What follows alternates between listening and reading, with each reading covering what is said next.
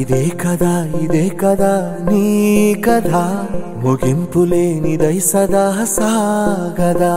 నీ కంటి రెప్పలంచున మనస్సు నిండి పొంగిన ఓ నీటి బిందువే కదా నువ్వెతుకుతున్న సంపద ఒక్కొక్క జ్ఞాపకానికి 100 ఏళ్ల ఆయువుందిగా ఇంకెన్ని ముందు వేచనో అవన్నీ వెతుకుతూ పదా మనుష్యులందు నీ కథ మహర్షిలాగా సాగదా మనుష్యులందు నీ కథ మహర్షిలాగా సాగదా